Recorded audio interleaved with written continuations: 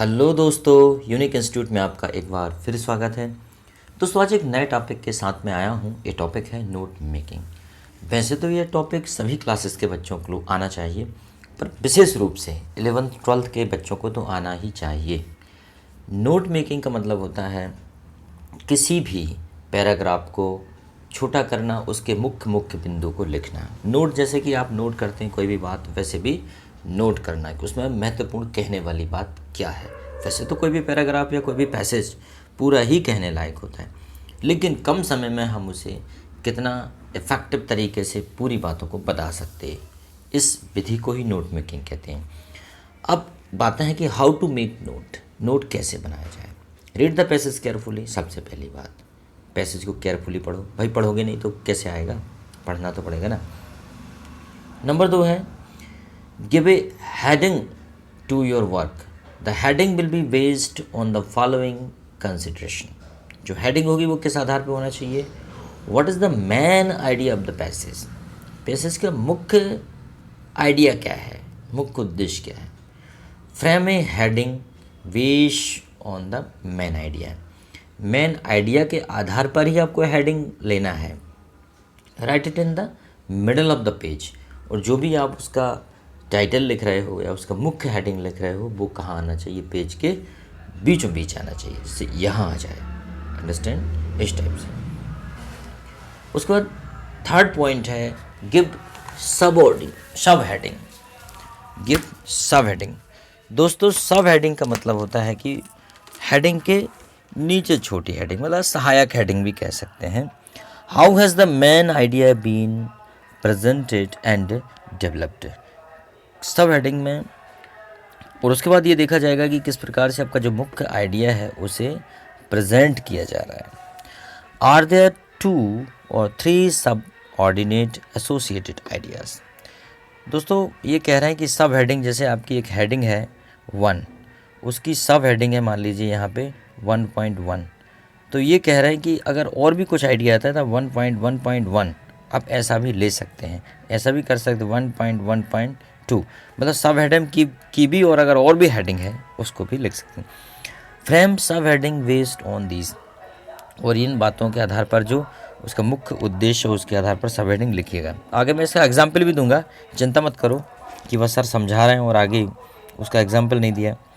अगला है दोस्तों, point are to be noted under each sub heading.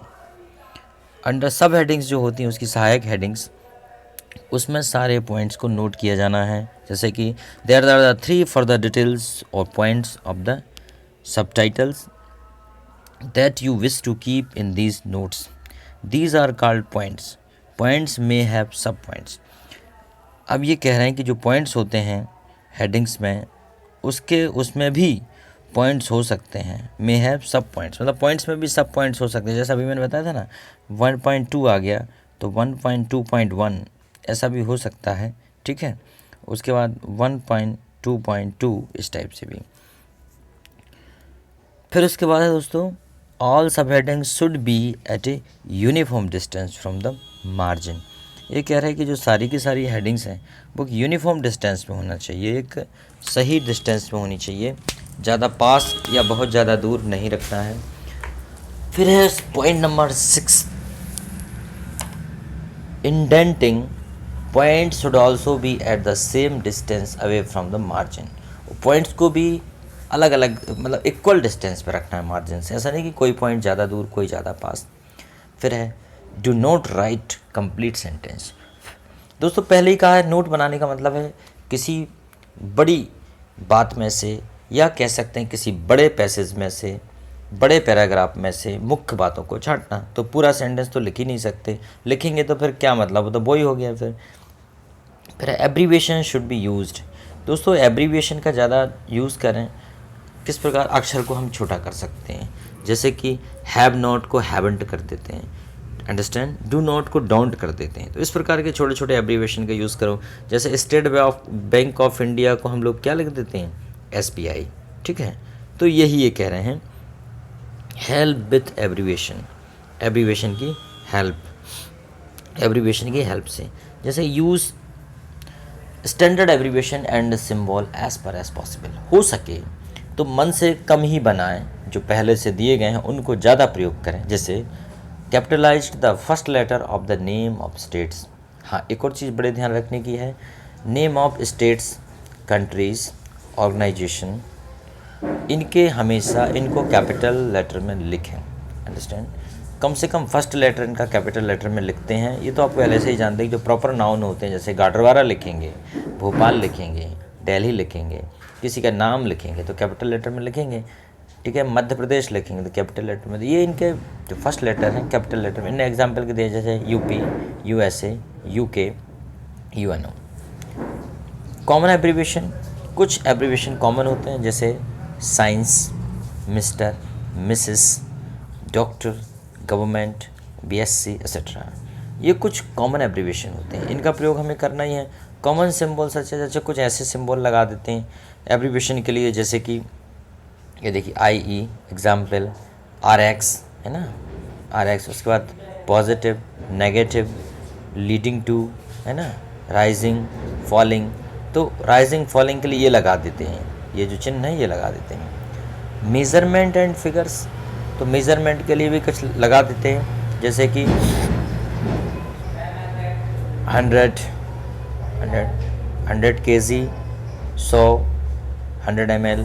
तो इस प्रकार से क्वांटिटी, जैसे ml लगा दिया यहाँ पे, जैसे ये ऐसे दो चिन्ह लगा देते हैं, इंच बता देते हैं इसका। ठीक है, मेजरमेंट के लिए। तो ये सब, जैसे kg लगा देते हैं किलोग्राम के लिए। ठीक है, पूरा किलोग्राम तो लिखते नहीं।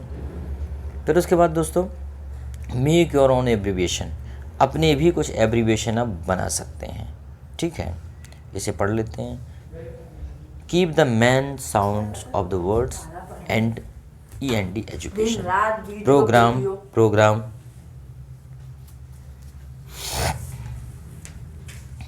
Keep the main sounds of the words and education programme. उसके बाद जैसे कि it is a good practice to keep the first few and the last letter of the words such as education, EDUN। तो education को आप EDUN लिख सकते हैं। इस प्रकार से अपने खुद के भी एब्रीविएशन बना सकते हैं। उसके बाद है टेक द फॉलोइंग कॉशन, कुछ इस प्रकार की सावधानियां भी रखना पड़ता है आपको। अब क्या सावधानियां, जैसे कि do not get over enthusiastic about abbreviation. Abbreviation बनाते समय इतने ज़्यादा उत्साहित मत हो जाइए कि आप कुछ सारे के सारे एब्रीविएशन बनाते हैं। You should not abbreviate every words, हर वर्ड को भी एब्रीवेट नहीं करना है। One abbreviation in one point is enough, एक एब्रीविएशन में एक पॉइंट पर्याप्त होता है।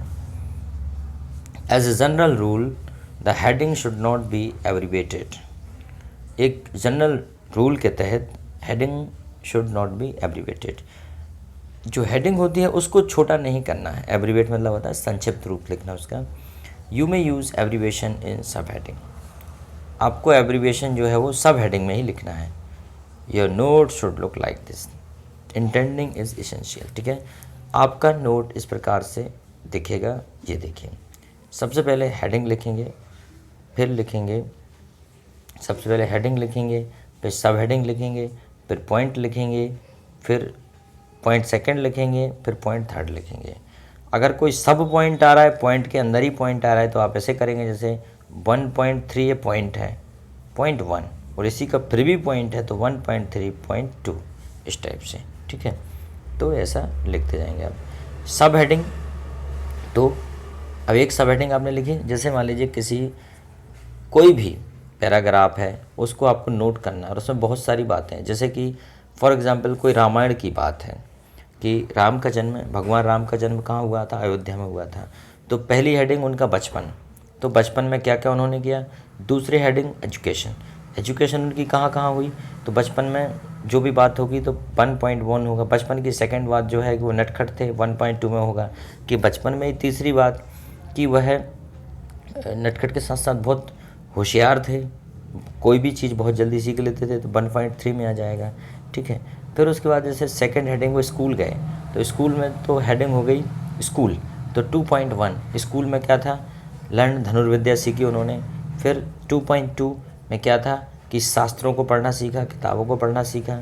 फिर क्या था 2.3 अगर और हो जाए तो ये कि वो अनुशासन का पालन करते थे, इस टाइप से, ठीक है। फिर 3 हेडिंग में अगर हम बात करें तो यहाँ उनकी मैरिज की बात कर रहे हैं हम लोग। तो धीरे धीरे करके इस टाइप से आपका नोट बन जाता है। ये देखिए आपका नोट इस प्रकार दिखना चाहिए। अब मान लीजिए यहाँ पे है read the passage carefully, read and given below and answer the question that follow. अब इस प्रकार से बनाते हैं, ये पूरा पैसेज है, इसको आप पूरा केयरफुली पढ़ेंगे, ठीक है। उसके बाद फिर आप इसका एब्रीविएट करेंगे इसको आप। तो कोई भी नोट होता है उसे बनाने के लिए, नोट मेकिंग के लिए ज़रूरी होता है कि आप उसमें 3 चीज़ों का विशेष ध्यान रखें। पहला टाइटल के ऊपर भी आपको मार्क्स मिलते हैं। उसके बाद नोट बनाना और उसके लास्ट में समरी बनाना। समरी बनाने का तरीका और बता देता हूँ मैं पहले। समरी हमेशा 1/3 होना चाहिए, 1/3, अंडरस्टैंड। मतलब होल टॉपिक के अंदर से उसका 1/3 हिस्सा समरी होना चाहिए। अगर आपका 90% पूरा टॉपिक है तो 30% उसकी समरी होना चाहिए। और समरी में भी मुख्य मुख्य बातों को लिखा जाता है। ऐसा नहीं कि कहीं से भी उठा के आपने और टिप दिया आधा, तो उससे आपकी समरी जो है इफ़ेक्टिव नहीं बनेगी, ठीक है। तो ये इसके क्वेश्चन आंसर हैं। तो ये मैंने एक तरीका बताया, इसकी मैं PDF डाल देता हूँ, इससे आपको पता चल जाएगा कि हमें कैसे करना है, ठीक है। PDF में आप इसको आसानी से उतार सकते हैं। Thank you very much.